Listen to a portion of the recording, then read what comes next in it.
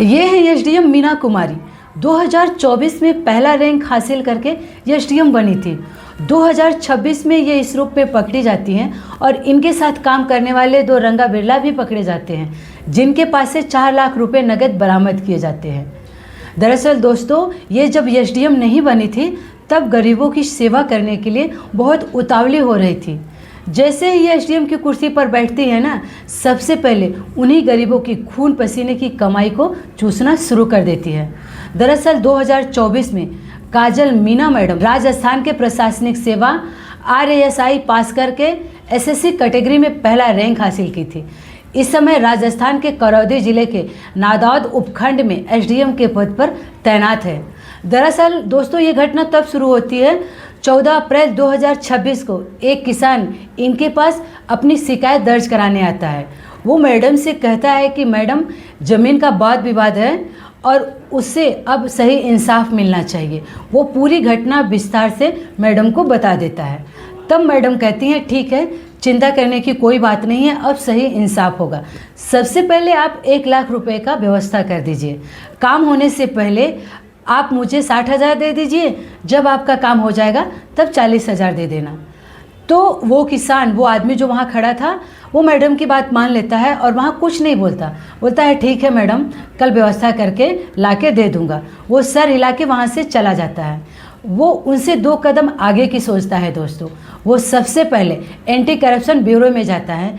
वहाँ के जो कर्मचारी लोग होते हैं उनसे पूरी बात बताता है कि मैडम कैसे रिश्वत मांगती हैं।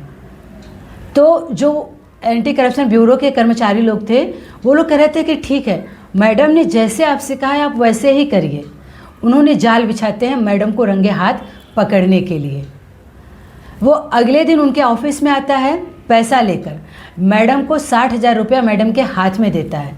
जैसे ही मैडम के हाथ में 60,000 रुपये आते हैं, एंटी करप्शन ब्यूरो के जो कर्मचारी लोग वहाँ पे तैनात थे, जाल बिछा के खड़े थे मैडम को रंगे हाथ पकड़ने के लिए, उन्होंने तुरंत मैडम को धर दबोचा। रंगे हाथ रिश्वत लेते हुए मैडम पकड़ी गई। सोचने वाली बात यह है दोस्तों, जब ये मैडम एसडीएम नहीं बनी थी तब ये गरीबों की सेवा करने के लिए कितनी उतावली हो रही थी।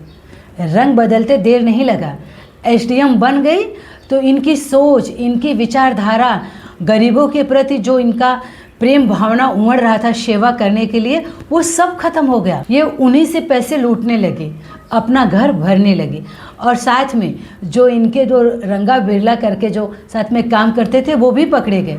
मैं बस यही कहना चाहती हूँ दोस्तों कि जब ये एसडीएम नहीं बनी थी तो इनके इतनी अच्छी विचारधाराएं थी, इतनी अच्छी सोच थी गरीबों को लेकर।